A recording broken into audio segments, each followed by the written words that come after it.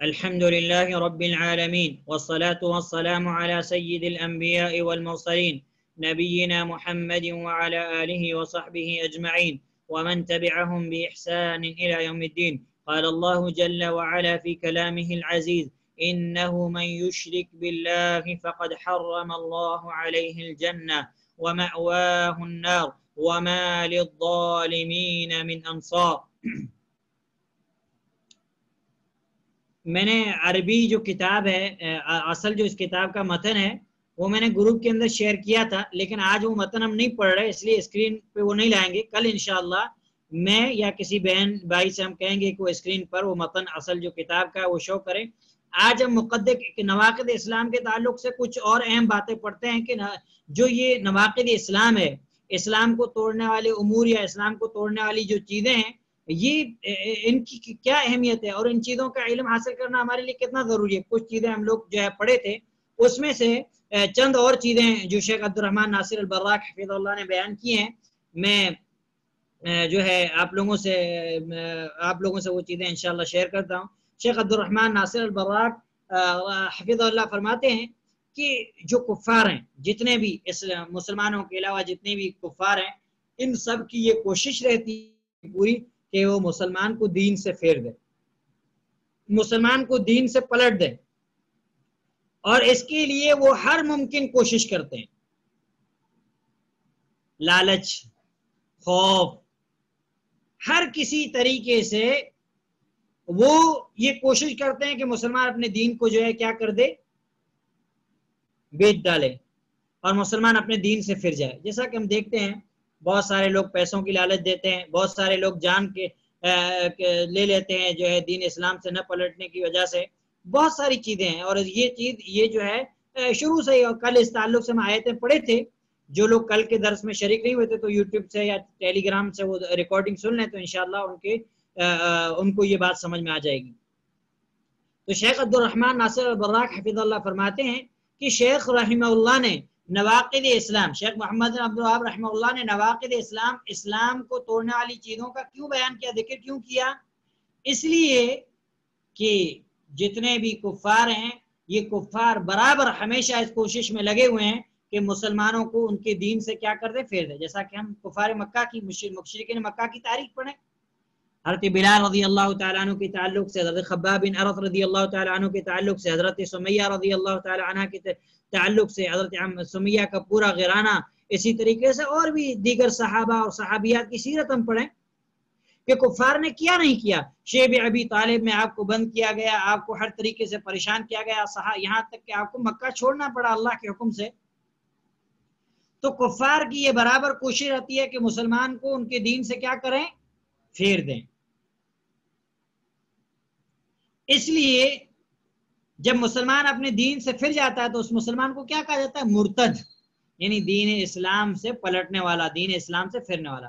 اور مرتد کی سزا جیسا کہ ہم کل پڑھے کہ مرتد کی سزا کیا ہے، من بدل دینہ فاقتلوا. اللہ کے نبی صلی اللہ علیہ وسلم نے فرمایا کہ جو صحیح بخاری کی روایت ہے کہ جو اپنے دین کو بدل ڈالے اس کو کیا کرو، اس کو قتل کر ڈالو. اور پھر شیخ صالح الفوزان حفظ اللہ کی میں نے بات آپ لوگوں کو بتائی تھی کہ شیخ صالح الفوزان حفظ اللہ نے فرمایا کہ ایسے انسان کو قتل کرنے کا حکم کیوں دیا گیا. تو شیخ صالح الفوزان حفظ اللہ نے بات بتائی تھی کیونکہ وہ دین اسلام کے ساتھ کیا کر رہا ہے، دین اسلام کے ساتھ کھلواڑ کر رہا ہے. کبھی اسلام قبول کر رہا ہے، کبھی چھوڑ رہا ہے، کبھی کر رہا ہے. تو یہ دین اسلام کا مذاق اڑا رہا ہے. تو دین اسلام کے ساتھ جو اس کا تلاعب ہے، کھیلنا ہے، اس سے دین اسلام پر داغ آتا ہے. اسی لیے اس کی سزا جو ہے قتل ہے، جیسا کہ ہم کل پڑھ چکے. تو شیخ عبدالرحمن ناصر البراق حفظ اللہ فرماتے ہیں کہ کفار کی کوشش یہ رہتی ہے کہ مسلمان کو اپنے دین سے کیا کریں، مسلمان کو اپنے دین سے جو ہے پھیر ڈالیں. اور اسی طریقے سے سب سے بڑا ہمارا جو دشمن ہے ابلیس لعین، یہ اور اس کی ذریت کی ہمیشہ یہ کوشش رہتی ہے کہ ہم کو کفر اور شرک کے اندر دھکیل دیں اور ہم سے ایسے کام کرائیں جس سے ہم اسلام سے باہر ہو جائیں. اور اکثر مسلمان ایسے کام کر رہے ہیں کہ جانے انجانے میں ایسے کام کر رہے ہیں جس کی وجہ سے اسلام سے باہر ہو جاتے ہیں. تو اسی لیے شیخ محمد بن عبد الوہاب رحمہ اللہ نے ان چیزوں کو بیان کیا. اور شیخ عبدالرحمن ناصر البراق حفظ اللہ فرماتے ہیں وَاعْلَمْ أَنَّ أَسْبَابَ الرِّدَّةِ كُلُّهَا تَرْجِعُ إِلَىٰ أَمْرٍ وَاحِدٍ. کہ جتنے بھی مرتد ہونے کے اسباب ہیں، دین اسلام سے پھرنے والے جتنے بھی اسباب، یہ جتنی چیزیں ہیں، یہ سب کا تعلق شہادتین سے ہے، کلمہ شہادہ سے۔ شہادتیں اللہ سبحانہ و تعالیٰ کی گواہی دینا کہ اللہ سبحانہ و تعالیٰ کے علاوہ کوئی معبود برحق نہیں، اور اللہ کے نبی صلی اللہ علیہ وسلم کی رسالت کی گواہی دینا کہ آپ صلی اللہ علیہ وسلم اللہ کے سچے رسول ہیں۔ تو جتنے بھی نواقض اسلام ہیں، جن چیزوں کی وجہ سے انسان اسلام سے باہر ہوتا ہے، یہ ان ساری چیزوں کا تعلق شہادتین سے ہے۔ ساری چیزیں لوٹتی کس طرف ہیں؟ شہادتین کی طرف جو ہے لوٹتی ہیں۔ پھر شیخ رحمہ اللہ، شیخ حفیظ اللہ فرماتے ہیں فالاسلام مدارہ علی شہادہ، کہ اسلام کا دار و مدار بھی اسی شہادت پر ہے۔ کس شہادت پر؟ اللہ الہ الا اللہ، ای لا معبود بحق الا اللہ، کہ اللہ کے علاوہ کوئی معبود برحق نہیں، وان محمد رسول اللہ، اور محمد صلی اللہ علیہ وسلم اللہ کے رسول ہے۔ یہی اسلام ہے، اسلام کا دار و مدار کلمہ شہادہ پر ہے۔ پھر آپ فرماتے فالکافر اذا شہد ان لا الہ الا اللہ ظاہرا وباطنا وشہد ان محمد رسول اللہ ظاہرا وباطنا صار مسلما، جب کافر ظاہری اور باطنی طور پر اس بات کی گواہی دے دے کہ اللہ کے علاوہ کوئی معبود برحق نہیں، محمد صلی اللہ علیہ وسلم اللہ کے رسول ہے، تو شیخ فرماتے ہیں صار مسلما، وہ کافر بھی کیا ہو جائے گا؟ مسلمان ہو جائے گا۔ وہ کافر بھی کیا ہو جائے گا؟ مسلمان ہو جائے گا۔ فَإِن شَهِدَ بِذَلِكَ بِلِسَانِهِ فَقَطْ كَانَ مُنَافِقًا، اور اگر وہ صرف زبان سے اقرار کرتا ہے تو وہ منافق ہوگا، جیسے کہ منافقین نے زبان سے اسلام کا اقرار کیا لیکن اندرونی طور پر دل سے جو ہے اسلام سے بغض رکھتے تھے، عداوت رکھتے تھے، دل سے انہوں نے اسلام کو قبول نہیں کیا۔ اور جو انسان فقط زبان سے اسلام کو ظاہر کرے، اس کا دنیا کے اندر بھی اور آخرت کے اندر بھی حکم کیا ہے؟ اس کا حکم منافق کا، کو اس نے نفاق کیا۔ اور اب رہا مسئلہ یہ کہ کلمہ شہادہ جو ہے یہ کس چیز کو شامل ہے؟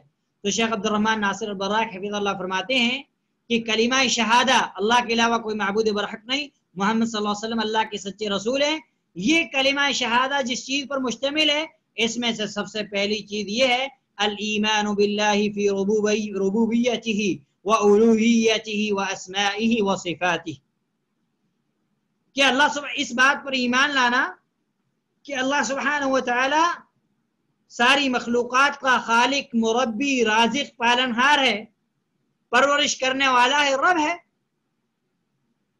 اور اللہ سبحانہ و تعالی کی الوہیت کا اقرار کرنا کہ عبادت کی جتنی قسمیں ہیں ساری قسمیں صرف اللہ سبحانہ و تعالیٰ کے لیے جائز ہیں۔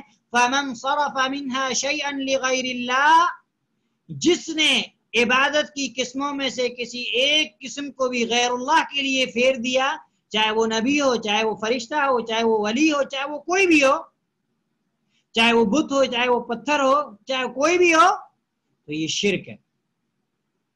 تو شیخ حفیظ اللہ فرماتے ہیں کہ یعنی اللہ سبحانہ و تعالیٰ کے اس بات کی گواہی دینا کہ اللہ کے علاوہ کوئی معبود برحق نہیں، اللہ کی ربوبیت پر ایمان لانا کہ اللہ سبحانہ و تعالیٰ خالق ہے، مالک ہے، رازق ہے، مدبر ہے تمام امور کا، اور اس کے بعد عبادت کی جتنی انواع و اقسام ہیں اس کا مستحق صرف کون ہے؟ اللہ سبحانہ و تعالیٰ۔ ذَلِكَ بِأَنَّ اللَّهَ هُوَ الْحَقُّ وَأَنَّ مَا يَدْعُونَ مِن دُونِهِ هُوَ الْبَاطِلُ، اللہ کے علاوہ جتنے بھی معبودوں کو پکارا جاتا ہے، جن کی بھی عبادت اور پوجا کی جاتی ہے، وہ سارے باطل ہیں۔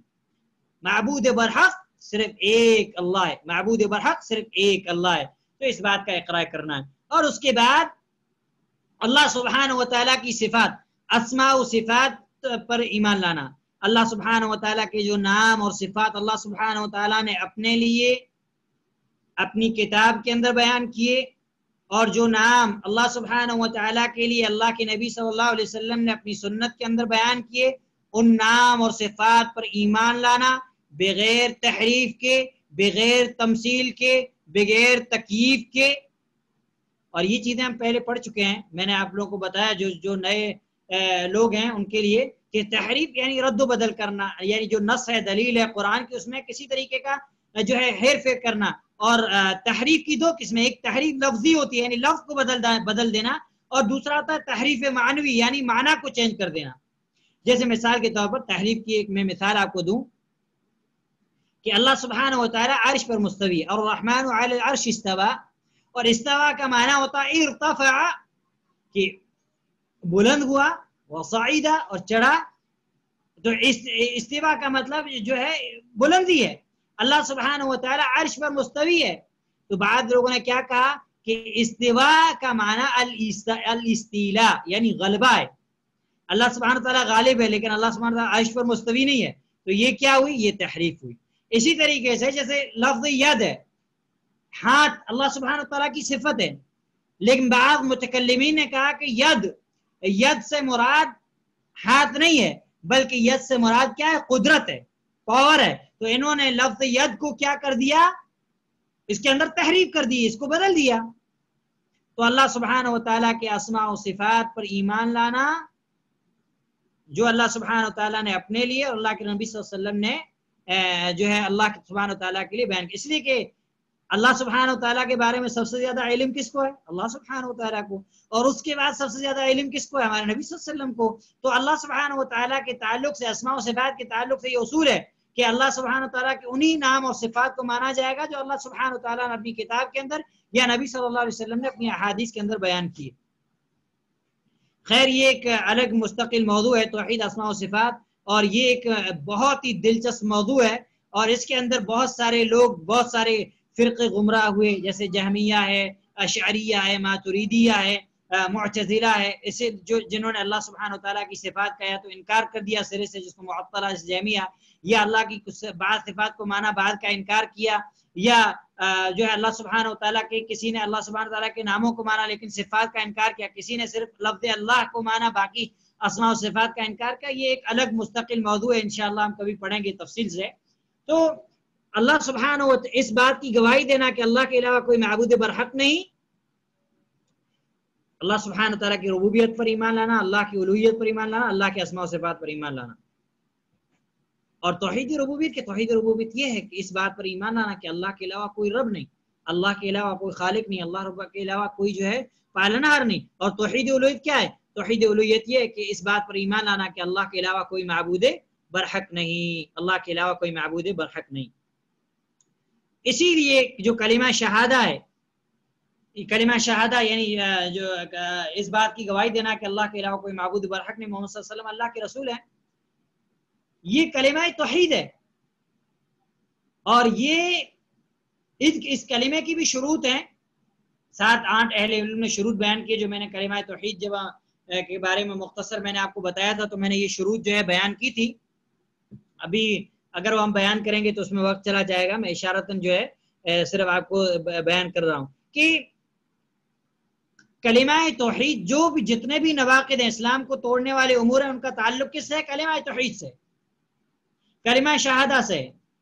اسی لیے کہ میں آگے آپ کو تفصیل بتاتا ہوں، شیخ حفظ اللہ نے بیان کی ہے کہ جتنے جو نواقض ہیں، جتنے بھی نواقض، جو 10 نواقض شیخ محمد الباب رحمہ اللہ نے بیان کیے، یہ سارے لوٹتے ہیں کس چیز کی طرف؟ اس چیز کی طرف کہ اللہ کے علاوہ کوئی معبود برحق نہیں، محمد صلی اللہ علیہ وسلم اللہ کے رسول ہیں۔ اب یہ نواقض کیسے ہوں گے؟ یعنی کس طریقے سے انسان جو ہے اسلام سے باہر نکلے گا؟ ایک تو جھٹلانے کے ذریعے، یا ہو سکتا وہ جھٹلا دے اللہ سبحانہ و تعالیٰ کی وحدانیت کو جھٹلا دے، یا پھر اللہ کی ربوبیت کا انکار کرے کہ اللہ سبحانہ و تعالیٰ رب نہیں ہے، خالق نہیں ہے، مالک نہیں ہے، رازق نہیں ہے کسی بھی چیز کا، یا پھر وہ اس بات کا اللہ سبحانہ و تعالیٰ کی الوہیت کا انکار کرے، یا پھر وہ اللہ سبحانہ و تعالیٰ کی اسماء و صفات کا انکار کرے، یا پھر اللہ سبحانہ و تعالیٰ کے ذات کے تعلق سے شک کرے، یا پھر اللہ سبحانہ و تعالیٰ کی جو ہے ذات کے تعلق سے اعراض کرے، منہ پھیر لے، یا رسولوں کو جھٹلائے اور رسولوں کے تعلق سے اعراض کرے اور منہ پھیر لے تکبر کے ذریعے سے۔ تو یہ ساری چیزیں کہ جو نواقض جتنے بھی ہیں، ان کا تعلق کس سے ہے؟ تکذیب سے، شک سے اور اعراض سے، یعنی جھٹلانا، شک کرنا، اعراض کرنا، منہ پھیرنا، مذاق اڑانا، یہ سارے نواقض جو ہے اسی کے ارد گرد گھومتے ہیں۔ اور شیخ حافظ اللہ فرماتے ہیں کہ شیخ محمد الباب رحمہ اللہ نے یہاں پہ جو یہ لفظ استعمال کیا نواقض الاسلام، کہ اسلام کو توڑنے والی چیز، شیخ کہتے ہیں کہ یہ انتہائی جو ہے باریک تعبیر ہے. یعنی شیخ رحمہ اللہ نے اس کو جو ٹائٹل دیا اس رسالے کا کہ اسلام کو توڑنے والی چیز، یہ بہت ہی عظیم ہے. اب اگر انسان اس ٹائٹل کو سمجھ لے تو اسے اس رسالے کی اہمیت کو سمجھ میں آ جائے، اہمیت سمجھ میں آ جائے گی. جیسا کہ میں نے آپ کو شیخ صالح الفوزان حفظہ اللہ کا قول بتایا تھا کہ انہوں نے فرمایا کہ اس ہر مسلمان کے اوپر نواقض اسلام کا علم حاصل کرنا، اس کے بارے میں جو ہے فہم حاصل کرنا واجب ہے. کیوں؟ جس انسان کو علم ہی نہیں ہوگا تو اس میں واقع ہو جائے گا، اس لیے جس انسان کو علم ہو جائے گا وہ اس میں نواقض اسلام میں واقع نہیں ہوگا. تو شیخ عبد الرحمن ناصر البراق حفظہ اللہ فرماتے ہیں کہ وَالشَّيْخُ لَهُ تَعْبِيرَاتٌ جَمِيلَةٌ وَدَقِيقَةٌ، کہ شیخ رحمہ اللہ کی جو تعبیرات ہیں وہ انتہائی دقیق، انتہائی باریک اور انتہائی خوبصورت ہے. اور شیخ رحمہ اللہ نے جو یہ نواقض الاسلام رکھا ہے کیسے؟ جیسے نواقض الوضو، وضو کو توڑنے والی چیزیں. اور وضو کیا ہے؟ نواقض الوضو، وضو کو توڑنے والی چیزیں. جس طریقے سے وضو کو، جس انسان کی ہوا خارج ہو جائے، پیشاب پاخانہ کے انسان کر لے تو اس کی طہارت کیا ہو جاتی ہے؟ باطل ہو جاتی ہے. جس طریقے سے ایک باوضو انسان کی نواقض وضو سے طہارت باطل ہو جاتی ہے، اسی طریقے سے اگر کوئی انسان ہے تو مسلم لیکن نواقض اسلام میں سے کسی چیز کا جو ہے ارتکاب کر لیتا ہے تو اس کا اسلام بھی کیا ہو جاتا ہے؟ باطل ہو جاتا ہے. اس کا ایمان بھی کیا ہو جاتا ہے؟ باطل ہو جاتا ہے. اس لیے شیخ رحمہ اللہ نے بہت ہی باریک اور دقت کے ساتھ خوبصورت موضوع دیا ہے.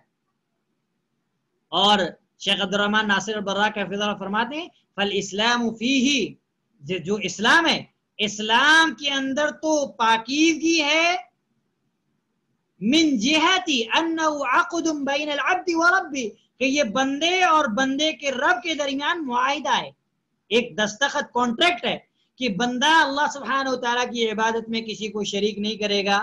اسلام اور اسلام کی تعریف، جیسا کہ ہم قواعد عرب جو ہے اصول ثلاثہ کے اندر جو ہے اسلام کی تعریف پڑھ چکے ہیں. کہ الاسلام للہ بالتوحید، جو شیخ رحمہ اللہ نے بیان کی تھی تعریف، آپ لوگ جو ہے اس کو دیکھ لیجئے گا کہ اپنے آپ کو اللہ سبحانہ و تعالیٰ کے تابع اور فرمان بردار بنا دینا، یہ اسلام ہے.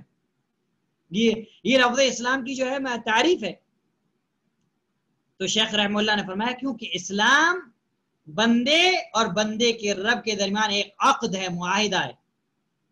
فَإِذَا شَهِدَ الْإِنسَانُ الشَّهَادَتَيْنِ فَقَدْ عَقَدَ مَعَ رَبِّهِ أَنَّهُ يُوَحِّدَهُ وَأَنْ يَعْبُدَهُ وَأَنْ يَتَّبِعَ رَسُولَهُ صَلَّى اللَّهُ عَلَيْهِ وَسَلَّمَ وَهُوَ أَعْظَمُ الْعُقُودِ. شیخ عبد الرحمن ناصر البراق حفظہ اللہ فرماتے ہیں جب انسان شہادتین، اس بات کی گواہی دیتا ہے کہ اللہ کے علاوہ کوئی معبود برحق نہیں، محمد صلی اللہ علیہ وسلم اللہ کے رسول ہیں، تو اس نے اپنے رب کے ساتھ ایک معاہدہ کیا کہ وہ اپنے رب کی توحید میں کسی کو شریک نہیں کرے گا، وہ اللہ سبحانہ و تعالیٰ کے علاوہ کسی اور کی عبادت نہیں کرے گا، وہ اللہ کے نبی صلی اللہ علیہ وسلم کے علاوہ کسی اور کی پیروی نہیں کرے گا. وَهَذَا أَعْظَمُ الْعُقُودِ. اور شیخ عبد الرحمن ناصر البراق فرماتے کہ یہ سب سے بڑا عقد ہے، سب سے بڑا معاہدہ ہے. اور یہ جیسا کہ اللہ سبحانہ و تعالیٰ نے سورۃ الاعراف کے اندر فرمایا کہ أَلَسْتُ بِرَبِّكُمْ قَالُوا بَلَى شَهِدْنَا، کہ جب اللہ سبحانہ و تعالیٰ نے جو ہے لوگوں کو عالم ارواح کے اندر جمع کیا، ان سے پوچھا أَلَسْتُ بِرَبِّكُمْ، کیا میں تمہارا رب نہیں ہوں؟ قالوا بلا شہیدنا، لوگوں نے کہا کیوں نہیں، ہم اس بات کی گواہی دیتے ہیں. اور سورۃ الاعراف کا یہ رکوع ہے، یہ انتہائی عظیم رکوع ہے. اگر ہم اس رکوع کو پڑھ لیں، اللہ کی قسم جو لوگ بھی آج جو ہے عذر اور بہانے دیتے ہیں، اللہ سبحانہ و تعالیٰ نے ان کے عذر اور بہانے سارے ختم کر دیے. تفصیل نہیں ہے کہ وہ چیز میں آپ کے سامنے بیان کروں، لیکن وہ میں آپ لوگوں کو آیت نمبر بتا دیتا ہوں، رکوع بتا دیتا ہوں، درس کے آخر میں آپ لوگ وہ پڑھیں کہ اللہ سبحانہ و تعالیٰ نے کس طریقے سے بندے پر حجت قائم کی ہے. تو شیخ رحمہ اللہ فرماتے، شیخ حفظ اللہ فرماتے کہ وَهَذَا أَعْظَمُ الْعُقُودِ، کہ بندے نے جب اس بات کی گواہی دی کہ اللہ کے علاوہ کوئی معبود برحق نہیں، محمد صلی اللہ علیہ وسلم اللہ کے رسول ہے، تو اس نے یہ اس بات کا عقد اور معاہدہ کیا کہ وہ اللہ سبحانہ و تعالیٰ کی توحید میں کسی کو شریک نہیں کرے گا، اللہ کی عبادت میں کسی کو شریک نہیں کرے گا، اللہ کے نبی صلی اللہ علیہ وسلم کے علاوہ کسی کی اتباع اور پیروی نہیں کرے گا. یہ سب سے بڑا وعدہ ہے. وَأَسْبَابُ الرِّدَّةِ نَقْضٌ لِهَذَا الْعَهْدِ، اور جو نواقض اسلام ہے، دین اسلام سے مرتد ہونے والے جو اسباب ہیں، یہ اسباب اس وعدے کو توڑنے والے ہیں.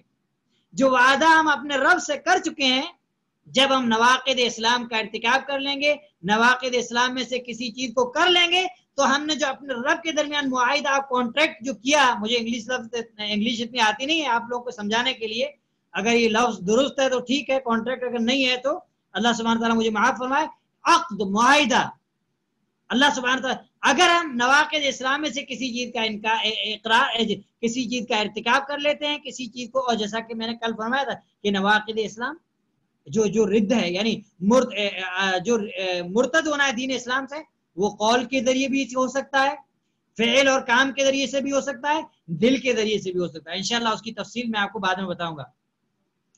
تو اگر ہم نواقض اسلام میں سے کسی چیز کا ارتکاب کر لیتے ہیں تو ہم نے اپنے رب کے درمیان جو معاہدہ کیا اس کو ہم کیا کر دیتے ہیں، توڑ دیتے ہیں۔ جس طریقے سے نواقض وضو کو توڑنے والی چیزیں طہارت کو فاسد کر دیتی ہیں، باطل کر دیتی ہیں، اسی طریقے سے جو نواقض اسلام ہے، یہ نواقض اسلام تبطل الاسلام الذي يتضمن الطهارة الحقيقية المعنوية۔ شیخ حافظ اللہ فرماتے ہیں کہ یہ نواقض اس اسلام کو کیا کر دیتے ہیں جس کی طہارت حقیقی اور معنوی ہے، صحیح معنوں میں جو طہارت حقیقی اور معنوی ہے اس چیز کو کیا کر دیتے ہیں، نواقض اسلام باطل کر دیتے ہیں۔ فالتوحید والایمان طہر، توحید اور ایمان ہی پاکیزگی ہے، توحید اور ایمان سے بڑھ کر اور پاکیزگی کیا ہو سکتی ہے؟ اسی لیے اللہ سبحانہ وتعالی نے سورہ توبہ کے اندر آیت نمبر 28 اگر آپ پڑھیں گے، سورہ توبہ آیت نمبر 28 کے اندر 28 کے اندر اللہ سبحانہ تعالیٰ نے مشرکین کو کیا کہا، انما المشرکون نجس، مشرک پلید ہیں، یقیناً مشرک کیا ہے، ناپاک ہیں اور پلید ہیں۔ اللہ کے نبی صلی اللہ علیہ وسلم کی ایک حدیث جس کو امام بخاری رحمہ اللہ نے 280 نمبر پر 280 کے اندر بیان کیا، اللہ کے نبی صلی اللہ علیہ وسلم نے فرمایا کہ ان المؤمن لا ينجس، کہ مومن ناپاک نہیں ہوتا، مومن نجس نہیں ہوتا، لیکن مشرکین کو اللہ سبحانہ وتعالیٰ نے نجس اور پلید کا، کیوں؟ کیونکہ ان کی نجاست حقیقی اور معنوی ہے، وہ حقیقت میں جو ہے پلید ہیں، کیوں؟ کہ ان کے پاس توحید نہیں، ان کے پاس ایمان نہیں۔ لہذا نواقض اسلام کو پڑھنے سے پہلے اس تعلق سے کی اس کی اہمیت ہمارے لیے جاننا جو ہے ضروری ہے۔ شیخ صالح الفوزان حفظہ اللہ نے بھی چند باتیں بیان کی ہیں، یہ باتیں میں بیان کر کے جو ہے درس ختم کروں گا، اور کل انشاءاللہ ہم جو پہلا جو نواقض ہے اس کو پڑھیں گے، اور میں آپ لوگوں کو ایک ہوم ورک دیتا ہوں، آپ لوگوں کو شرک کی تعریف، شرک کس کو کہتے ہیں، شرک کی کتنی قسمیں ہیں، شرک اکبر کی دلیل، شرک اصغر کی دلیل، بڑے شرک کی دلیل، چھوٹے شرک کی دلیل، آپ کو ہوم ورک کر کے آنا ہے، اور وہ ہوم ورک آپ لوگوں کو میرے پرسنل نمبر پہ واٹس ایپ پہ بھیجنا ہے۔ اور جیسا میں نے کہا کہ علم حاصل کرنے کے لیے ہم کو کیا چاہیے، محنت چاہیے، اور ہمیں کوئی شکایت نہیں ہے، ہم جو ہے کچھ ہم پڑھائیں گے انشاءاللہ، ہم اللہ سبحانہ تعالیٰ سے جو ہے اجر اور امید چاہتے ہیں، ہمیں کوئی مسئلہ نہیں ہے، آپ پڑھیں گے، محنت کریں گے تو آپ کا فائدہ ہے، اور اس پر عمل کریں گے تو انشاءاللہ ہم لوگ کو بھی جو ہے ثواب مل جائے گا۔ آپ لوگوں کو کل ہوم ورک، اگر آپ وہ ہوم ورک کر کے لائیں گے تو آپ کو کل کا درس سمجھ میں آ جائے گا۔ شرک کس کو کہتے ہیں، شرک کی تعریف، شرک کی قسمیں، شرک کی دلیل، شرک کا حکم، یہ چیزیں آپ کو بہت مختصر ڈیٹیل سے نہیں، شرک کی تعریف، شرک کس کو کہتے ہیں، مختصراً شارٹ میں ابھی نہیں بتاؤں گا ورنہ ہوم ورک ابھی سے جو ہے کیا ہو جائے گا، ظاہر ہو جائے گا، پر پیپر آؤٹ ہو جائے گا۔ اور شرک کی تعریف، شرک کی قسمیں، شرک کی دلیل، شرک کا حکم، کہ اگر کوئی انسان شرک کر لیتا ہے تو اس کا کیا حکم ہے، اور شرک جو انسان کرتا ہے اس کو کیا کہا جائے گا، ٹھیک ہے، یہ چیز، یہ ہوم ورک آپ کو کر کے آنا ہے۔ شیخ صالح الفوزان حفظہ اللہ نے ایک اہم چیز بتائی ہے، یہ چیز میں آپ کو بتاتا ہوں، آپ لوگ غور سے سنیں۔ شیخ صالح الفوزان حفظہ اللہ فرماتے ہیں کہ ظہر ناس من الذین یتسمون بالعلم، کہ لوگوں میں سے بہت سارے ایسے لوگ ہیں جو ظاہر ہوئے ہیں، اور وہ لوگ اپنے آپ کو کیا کہتے ہیں، عالم کہتے ہیں، اپنے آپ کو کیا کہتے ہیں، عالم کہتے ہیں، کہ ہم لوگ علماء ہیں۔ وَيَقُولُونَ، اور وہ کہتے ہیں، لَا تُكَفِّرُ النَّاسَ، لوگوں کی تکفیر مت کرو، لوگوں کو کافر نہیں کہو، پوری بات دھیان سے آپ کو سننا ہے، اور یہ بات سن کے آپ تکفیریوں والا ذہن آپ کو نہیں بنانا، جو خوارج کا ذہن ہے، یہ بات آپ کو انتہائی باریکی سے سننی ہے تو آپ کو سمجھ میں آئے گی۔ تو شیخ حافظ اللہ فرماتے ہیں کہ وہ لوگ کہتے ہیں کہ لوگوں کی تکفیر نہیں کرو. یکفی اسم الاسلام، ایک انسان کے لیے اسلام کا نام جو ہے وہ کافی ہے. اگر کوئی انسان مسلمان ہے بس یہ کافی ہے اس کو، جو ہے تم جو ہے یکفی انہ یقول انا مسلم، اس کے لیے یہ بات کافی ہے، وہ یہ کہتا ہے کہ میں مسلمان ہوں. ولو فعل ما فعل، اگرچہ وہ کچھ بھی کرے. لو ذبح لغیر اللہ، اگرچہ وہ غیر اللہ کے لیے ذبح کرے. لو سب اللہ ورسول، اگرچہ وہ اللہ اور اللہ کے رسول کو گالی دے. لو فعل ما فعل ما دام انہ یقول، اگرچہ وہ کچھ بھی کرتا رہے. ما دام انہ یقول انا مسلم، وہ جب تک یہ کہتا رہے گا کہ مسلم ہوں، تو ہم اس کی تکفیر نہیں کریں گے، اس کو کافر نہیں کریں گے، نہ کافر نہیں کہیں گے. تو شیخ حفظہ اللہ فرماتے ہیں کہ اگر ہم یہ چیز کو لے لیں تو پھر جو باطنی فرقے ہیں جیسے قرامطہ، ایک جو فرقہ ہوا ہے جو جنہوں نے جو ہے کعبہ پر حملہ کیا تھا، پھر حجر اسود کو جو ہے توڑ کے لے کے گئے تھے، اور اسی وجہ سے حجر اسود جو ہے آج مکمل شکل میں نہیں ہے. آج جو ہم حجر اسود دیکھتے ہیں اس کے اندر تقریباً وہ چاندی کے اندر 6 یا 7 ٹکڑے ہیں، بس چھوٹے چھوٹے اتنے پتھر ہیں. حجر اسود پورا بھی نہیں ہے کیونکہ قرامطہ لے گئے تھے. اس کے بعد جو ہے پھر ترکی کچھ حصے جو ہے ترکی کے اندر بھی، اس کے 8 یا کتنے حصے ترکی کے اندر بھی پڑے ہوئے ہیں. آج جو لوگ ترکی کو اتنا اچھا سمجھتے ہیں، ترکی کے بادشاہ کو امیر المومنین کہتے ہیں، اگر اس کے اندر اتنی غیرت ہوتی تو حجر اسود کا ٹکڑا جو ان کے یہاں پڑا ہوتا ہے وہ لوٹا دیتا حرم میں. خبیث لوگ ہیں. اللہ سبحانہ وتعالی سارے مسلمانوں کو ان کی حقیقت، سارے مسلمانوں کی حقیقت ان کے لیے واضح کرے. خیر وہ ایک مستقل موضوع ہے. میں کہہ یہ رہا تھا کہ شیخ حفظ اللہ فرماتے کہ اگر ہم یہ کہتے ہیں کہ ایک انسان جب تک اپنے آپ کو یہ کہہ رہا ہے کہ میں مسلمان ہوں تو وہ مسلمان ہے، ہم اس کی تکفیر نہیں کریں گے، چاہے وہ غیر اللہ کے لیے ذبح کرے، چاہے وہ اللہ کے رسول کو گالی دے، چاہے وہ کچھ بھی کرے، لیکن جب تک وہ یہ کہتا رہے گا کہ میں مسلم ہوں تو ہم اس کی تکفیر نہیں کریں گے. تو شیخ حفظ اللہ فرماتے ہیں کہ وعلى هذا يدخل في التسمي بالاسلام الباطني والقرامطة.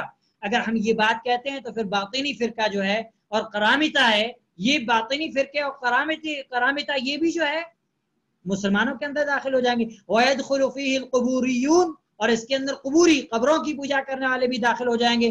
ويدخل فيه الروافد، اور اس کے اندر روافد جو شیعہ ہیں یہ بھی داخل ہو جائیں گے. ويدخل فيه القادیانیہ، اور اس کے اندر قادیانی جو فرقہ ہے جو کہ اللہ کے نبی صلی اللہ علیہ وسلم کی رسالت پر ایمان نہیں لاتا، جبکہ ہمارا یہ عقیدہ ہے کہ اللہ کے نبی صلی اللہ علیہ وسلم خاتم النبیین ہے، آپ کے بعد کوئی نبی نہیں، لیکن ان کا یہ عقیدہ نہیں ہے، تو پھر قادیانی بھی دین اسلام کے اندر داخل ہو جائے. وَيَدْخُلُ فِيهِ كُلُّ مَنْ يَدَّعِي الْإِسْلَامِ.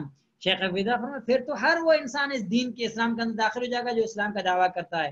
اسی لیے وہ لوگ کہتے ہیں کہ لا تکفروا احدا، کسی انسان کی تکفیر نہیں کرو. ولو فعل ما فعل، اگرچہ وہ کچھ بھی کرے. او اعتقد ما اعتقد، اگرچہ وہ کچھ بھی عقیدہ رکھے. لا تفرقوا بین المسلمین، مسلمانوں کے درمیان تفرقہ مت ڈالو، مسلمانوں کے درمیان فرقے مت بناؤ. سبحان اللہ، اللہ کی ذات پاک ہے. شیخ رحمہ اللہ فرماتے ہیں نحن لا نفرق بین المسلمین، ہم مسلمانوں کے درمیان فرقہ بازی نہیں کرتے، ہم مسلمانوں کے درمیان تفریق نہیں کرتے. ولیکن ہؤلاء لیسوا مسلمین، لیکن یہ لوگ مسلمان ہیں ہی نہیں، تو ہم ان کو مسلمان میں کیسے داخل کریں؟ لأنهم لما ارتكبوا نواقض الاسلام خرجوا من الاسلام، ان لوگوں نے جب نواقض اسلام کا ارتکاب کیا تو یہ اسلام سے کیا ہو گئے؟ خارج ہو گئے، نکل گئے. فکلمہ، تو یہ کلمہ کہ لا تفرقوا بین المسلمین، مسلمانوں کے درمیان فرقہ مت کرو، مسلمانوں کے درمیان اختلاف مت کرو. کلمۃ حق والمراد بها باطل، یہ کلمہ تو حق ہے لیکن اس کی مراد، اس کے جو مقاصد ہیں وہ کیا ہیں؟ وہ باطل ہیں. پھر شیخ حفظ اللہ فرماتے ہیں دیکھیے بڑے علماء کو پڑھنے سے کتنا فائدہ ہوتا ہے، ان کے جو دلائل، ان کی جو سمجھ، ان کا جو فہم ہوتا ہے وہ کتنا وسیع ہوتا ہے. دیکھیے شیخ حفظ اللہ نے یہ باتیں بیان کی. اب باتیں بیان کرنے کے بعد دیکھیے کہہ رہے ہیں لأن الصحابة رضی اللہ عنہم، اس لیے کہ صحابہ رضی اللہ عنہم لما ارتد من ارتد من العرب بعد وفاة النبی صلی اللہ علیہ وسلم قاتلوہم، اس لیے کہ صحابہ اکرام رضوان اللہ علیہ مجمعین نے اللہ کے نبی صلی اللہ علیہ وسلم کی وفات کے بعد لوگوں میں سے جو لوگ دین اسلام سے مرتد ہوئے ان سے صحابہ اکرام نے کیا کیا؟ قتال کیا، ان سے جنگ کی. کیوں جنگ کی؟ اگر وہ مسلمان ہوتے تو صحابہ ان سے جنگ کیوں کرتے؟ جنہوں نے زکوٰۃ دینے سے انکار کیا، حضرت ابو بکر رضی اللہ تعالیٰ عنہ نے ان سے جنگ کا اعلان کیا. اور اسی طریقے سے بہت سارے لوگ جو فتنہ ارتداد کا شکار ہوئے، امیر المومنین ابو بکر رضی اللہ تعالیٰ عنہ نے ان کے خلاف اعلان جنگ کیا، ان سے جنگ کی.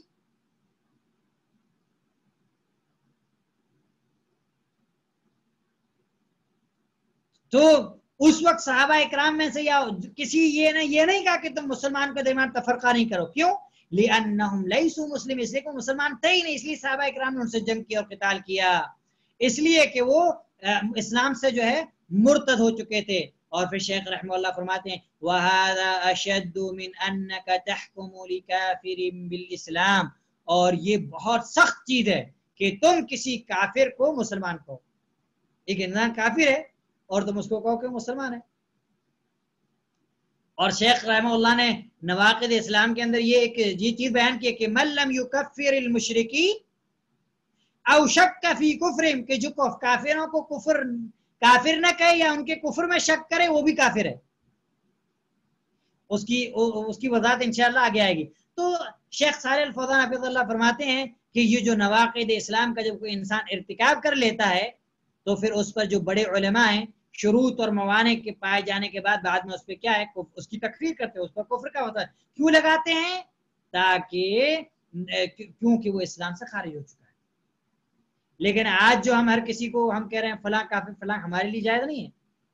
ہماری کیا حیثیت ہے کہ ہم کسی کو کافر کہیں؟ یہ بڑے علماء کا کام ہے. تکفیر کے اصول اور ضوابط ہیں، اور انشاءاللہ اگر اللہ سبحانہ وتعالیٰ نے ہمیں توفیق دی تو شیخ جو ہے غالب عبد الرحمن الجبرین کی بھی اور دیگر مشائخ کی بھی کتابیں کہ اسباب و ضوابط التکفیر، کہ ضوابط التکفیر و ادلتہ، کہ تکفیر کے ضوابط اور اس کے دلائل، کی تکفیر معین، تکفیر جو ہے مطلق، اس کی سب جو ہے تقسیم ہے، کب کسی کو کافر کہا جائے گا، کب نہیں کہا جائے گا، کون کافر کہے گا، اس کی سب جو ہے اس کی تفصیل ہے. اور یہ کسی مسلمان کی تکفیر کرنا یہ خارجی کی علامت ہے. اسی لیے بعض سلف کا قول ہے، انشاءاللہ میں اس کو رومن کر کے آپ لوگوں کو شیئر بھی کروں گا، کہ بعض سلف یہ کہتے ہیں کہ اگر کوئی انسان خارجی کی علامت یہ ہے کہ وہ کسی مسلمان کو کافر کہے تو وہ خارجی ہے، وہ خارجی ہے. تو شیخ رحمہ اللہ فرماتے ہیں کہ تو یہ مسئلہ انتہائی اہم ہے، اور اسی لیے نواقض اسلام کا علم حاصل کرنا، اس کو پڑھنا، اس کو جاننا، اس کی معرفت حاصل کرنا ہمارے لیے ضروری ہے. کیوں ضروری ہے؟ تاکہ ہم جو ہے اس نواقض اسلام کو جان سکیں.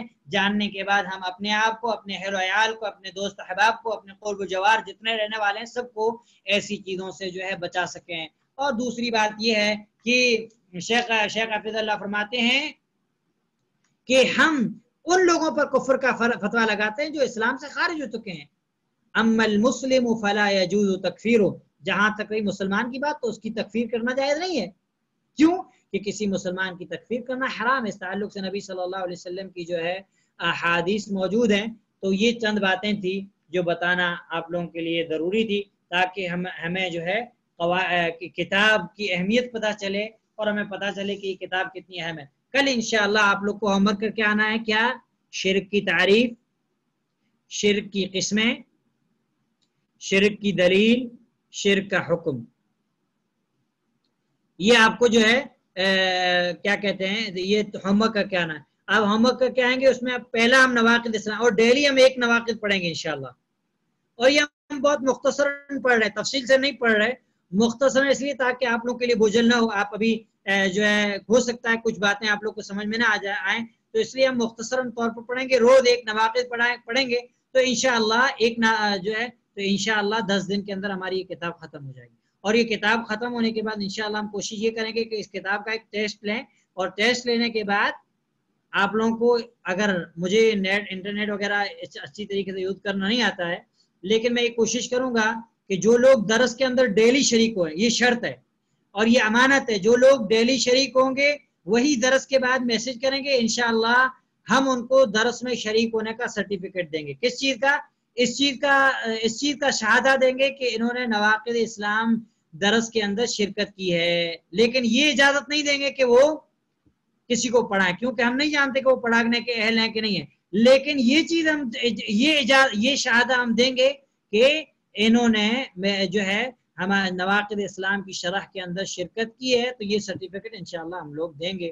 اور اگر ایگزام ہوا تو ایگزام کے اندر جو مارکس رہیں گے تو انشاءاللہ وہ مارکس بھی ہم جو ہے اس شہادہ پر جو ہے ڈال دیں گے۔ اللہ سبحانہ و تعالیٰ سے دعا ہے کہ اللہ سبحانہ و تعالیٰ اپنے فضل و کرم سے، اپنے رحمت سے ہماری اس علمی مجلس کو برقرار رکھے، اور اللہ سبحانہ و تعالیٰ جب تک ہماری زندگی رکھے ہم اسی طریقے سے اللہ سبحانہ و تعالیٰ کے علم کو حاصل کرتے رہیں، اس کو پڑھتے رہیں، اس کو سمجھتے رہیں، اور اس کے لیے وقت نکالتے رہیں، اس کے لیے قربانیاں دیتے رہیں، اور اللہ سبحانہ و تعالیٰ کی توفیق ہے۔ اسی لیے میں آپ سے بہرا کہتا ہوں کہ یہ علم کو حاصل کرنا یہ بہت بڑی نعمت ہے، اللہ کی قسم۔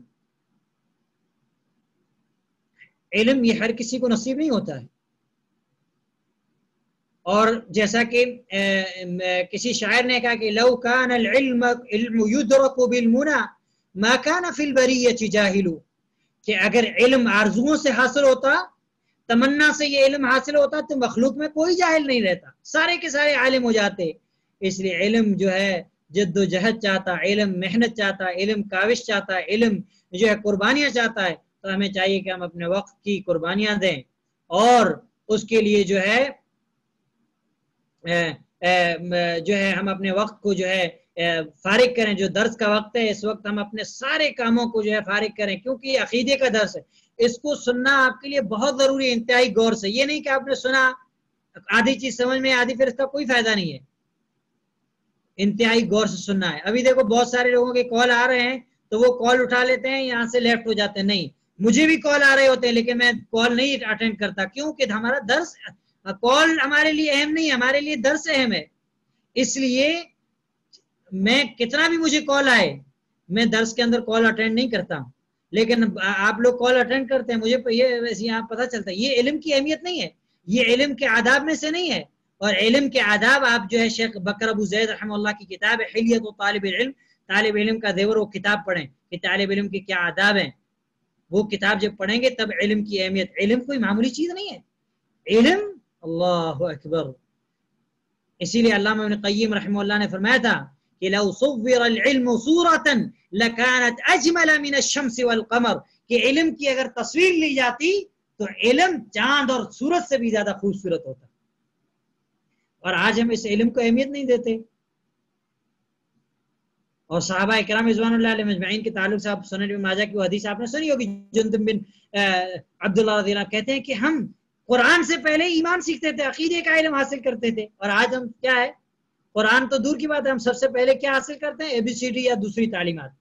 اپنے بچوں کو بھی وہی، اللہ ابن قیم رحمہ اللہ نے ایک جگہ بات کہی ہے کہ جب بچہ بولنے لگے تو اس کی زبان پر سب سے پہلا لفظ جو ہونا چاہیے وہ کلمہ توحید کا ہونا چاہیے۔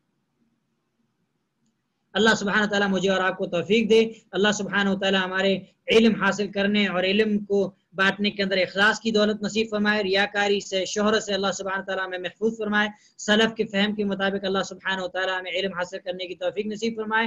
اور اگر جو ہے مجھ سے کوئی غلطی ہو جاتی ہے درس کے دوران تو آپ میری رہنمائی کریں، میں اسے رجوع کروں گا، اور اگر ایسی کوئی غلطی ہو گئی جیسے مجھے علم نہ ہو تو میں اللہ سبحانہ تعالیٰ سے توبہ و استغفار کرتا ہوں، اور اللہ سبحانہ تعالیٰ سے دعا کرتا ہوں کہ اللہ سبحانہ تعالیٰ ہم سب کو نفع بخش علم نصیب فرمائے اور اس علم پر عمل کرنے کی توفیق نصیب فرمائے۔ وصلی اللہ علیہ وسلم وبارک علی نبینا محمد وعلی آلہ وصحبہ اجمعین ومن تبعهم بإحسان إلى يوم الدين۔